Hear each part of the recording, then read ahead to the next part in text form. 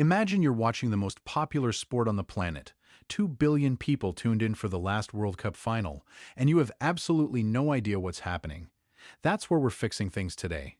In the next 15 minutes, you're going to understand football, not just the rules, the whole thing, why people lose their minds over it, what actually makes it brilliant, and how to watch a match and actually know what you're seeing. Let's start with the absolute basics, because they're simpler than you think. Two teams. 11 players each. One ball. Two goals. You have 90 minutes to put that ball into the other team's goal more times than they put it into yours. That's it. That's the game. The team with more goals at the end wins. If it's tied, sometimes you play extra time, sometimes you go to a penalty shootout, but we'll get there. The field is called a pitch. It's a big rectangle of grass, roughly 100 to 110 meters long. At each end, there's a goal. Two posts and a crossbar with a net behind it. The goalkeeper stands in front of that goal. Every other player is out on the pitch trying to either score or stop the other team from scoring. Now here's the thing that confuses Americans more than anything else. In football, almost nobody uses their hands. Only the goalkeeper can touch the ball with their hands, and only within a specific box on the pitch called the penalty area. Everyone else, and this is the part that makes football extraordinary, has to control, pass, and shoot a ball entirely with their feet, and their head, and their chest. Basically, anything except your arms and hands. That restriction is what makes every great piece of skill in football so jaw-dropping. When you see a player receive a ball flying at them from 50 meters in the air and kill it dead with one touch of their foot, no bounce, just perfectly controlled, that's years of training. That's thousands of hours. And it happens so fast that most people watching for the first time don't even realize what they just saw. So let's talk about how a team is actually set up. Because this unlocks everything. You have 11 players, and they fill three broad roles: defenders, midfielders, attackers. The goalkeeper is the 11th player and stands alone between the posts. The other 10 are split across those three roles, and the split is what coaches call a formation. You'll hear numbers like 4-3-3 or 4-4-2. Those numbers just tell you how many players are in each line. 4 defenders, 3 midfielders, 3 attackers. Simple. Defenders sit deep, close to their own goal. Their job is to stop attacks. They track the opposition's forwards, block shots, win the ball back. A great defender isn't flashy. A great defender makes everything look boring because nothing gets through. Midfielders are the engine room. They sit in the middle of the pitch, connecting defense to attack. Some midfielders are destroyers. They break up the other team's play. They tackle. They win the ball. Others are creators. They pick passes. They see angles. They unlock defenses with a single ball through a gap. The best midfielders in the world can do both. Attackers, sometimes called forwards or strikers, their job is goals. Some play wide, on the edges of the pitch, running at defenders with pace and sending crosses into the box. Some play centrally, living off the service of their teammates, waiting for the right moment to strike. A top striker can go an entire match barely touching the ball and still win the game with one moment, one chance. That's their purpose, to finish. Now, how does the ball actually move? This is where football gets beautiful. Teams build attacks through passing and movement. A team in possession is trying to do a few things at once: keep the ball away from the opposition, find space, progress up the pitch, and eventually create a chance to score. They do this by passing between players, drawing opponents out of position, creating gaps, and then exploiting those gaps with a run or a through ball. A through ball is one of the most exciting things in football. It's when a midfielder plays a pass between or behind the defensive line, into empty space, and a striker makes a run to meet it. When it works, it's pure instinct from both players. The passer reads the run before the runner has even made it. The striker makes the move at exactly the right moment to stay onside. It's like a magic trick executed at full sprint, onside. Let's talk about the offside rule, because it trips everyone up. Here's the simple version. When the ball is played forward, meaning toward the opposition's goal, you cannot be ahead of the last defender at the moment the ball is kicked. If you are, you're offside. The goal doesn't count. The reason this rule exists is to stop attackers from just camping on the goalkeeper's doorstep and waiting for the ball. Without offside, football would be a much simpler, much less interesting game. The offside rule forces attackers to time their runs perfectly, to stay level with defenders, to be in exactly the right position, at exactly the right moment, and it forces defenders to use it as a weapon.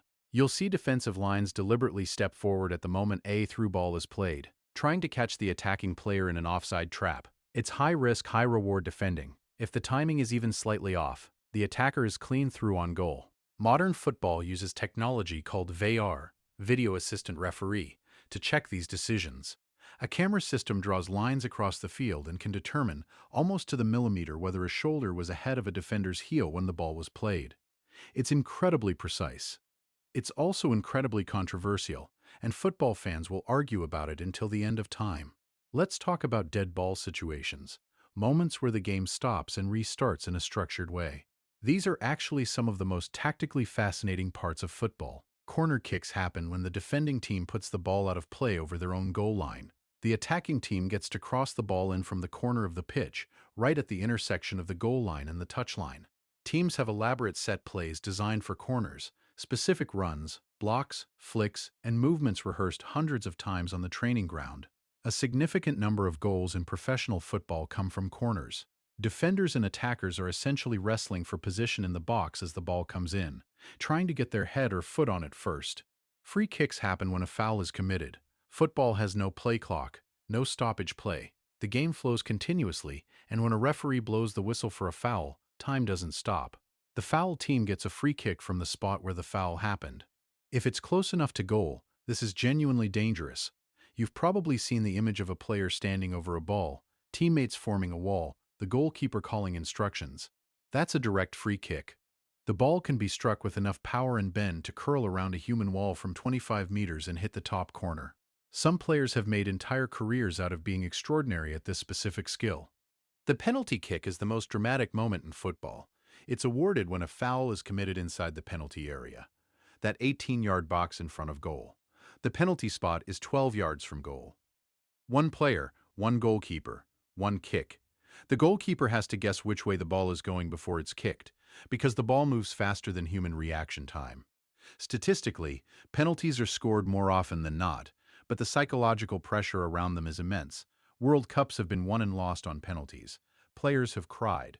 Careers have been defined or destroyed by a single kick in a penalty shootout. Now let's zoom out and talk about how football at the highest level actually works, because the sport has a structure that makes every match feel like it carries stakes. At club level, teams compete in leagues. A league is a season-long competition where every team plays every other team home and away, collecting points for wins and draws. 3 points for a win, 1 for a draw, none for a loss. At the end of the season, whoever has the most points is champion. Simultaneously, the bottom teams, the ones with the fewest points, get relegated, drop down to a lower division, and the top teams from the lower division come up. This promotion and relegation system means that even a match between two mid-table teams can be life or death for one of them. It's one of the things that makes football so consistently dramatic across an entire season. The Premier League in England, La Liga in Spain, Serie A in Italy, Bundesliga in Germany. These are the biggest domestic leagues in the world.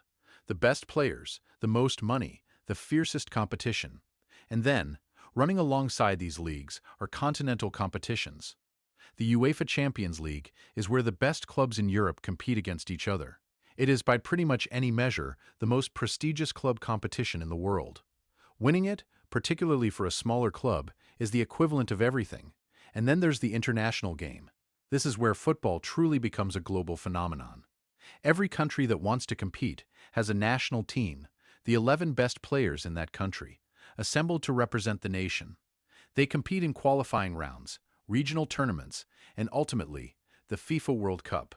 The World Cup runs every 4 years. 32 nations, soon to be 48, compete across roughly a month of football in a host country. The format moves from a group stage, where teams play 3 matches each to qualify for the knockout rounds, into a straight elimination bracket. Lose, and you go home. It's the biggest sporting event on earth. The 2022 final between Argentina and France was watched by more people than any other broadcast in television history. What makes the World Cup extraordinary isn't just the football. It's what the football represents. Players who are club teammates or club rivals suddenly become enemies on the pitch. Nations that have complicated histories face each other. The entire country, literally everyone, is watching the same thing at the same time, feeling the same hope or the same heartbreak. It does something to people that almost nothing else does. You need to understand a few more things to properly watch a match. Yellow and red cards. A referee can book a player with a yellow card for persistent fouling, dissent, time wasting, or dangerous play. It's a formal warning. Two yellows in the same game equals a red. A direct red card can be shown immediately for serious foul play, violent conduct, or denying an obvious goal-scoring opportunity, what's called a professional foul. When a player gets a red card, they're off. Done. Their team plays the rest of the match with 10 men. In top-level football, being a man down is enormous. It reshapes everything. Stoppage time, added time, is added at the end of each half by the referee to compensate for time lost to injuries, substitutions, and VAR checks. In the regular 90 minutes, the clock never stops, so the referee estimates how much time was lost and adds it on. You'll often see 4, 5, 6 minutes added. Some of the most dramatic moments in football history have happened in stoppage time. Substitutions allow teams to make changes during the match. In most competitions, 3 or 5, depending on the rules. Managers use subs to change the game's tempo, introduce fresh legs, respond to injuries, or bring on a specialist for a specific situation. A substitution at the right moment can win a match.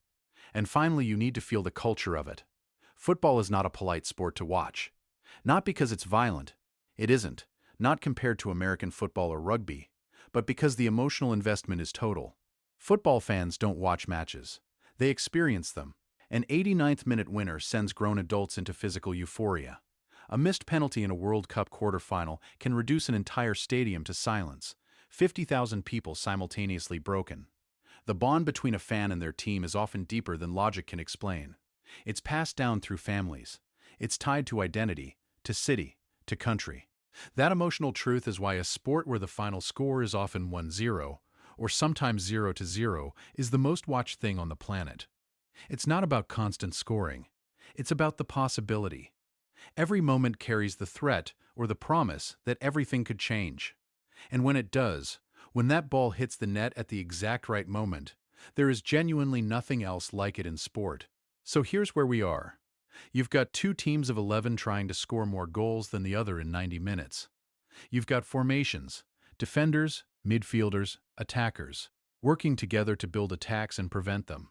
You've got the offside rule keeping the game tactical, set pieces creating their own micro-dramas, red cards that tilt the balance, VAR drawing lines on replays at the World Cup, and underneath all of it, a culture built on loyalty, identity, and the shared experience of watching something that could go any direction at any moment. The next time you sit down to watch a match, whether it's your local team or the World Cup final, you're not watching 11 players kick a ball around. You're watching a chess match played at full speed by world-class athletes, carrying the weight of clubs and countries on their backs. That's football. Now go watch it. If this helped you understand the game, hit subscribe. There's a lot more where this came from.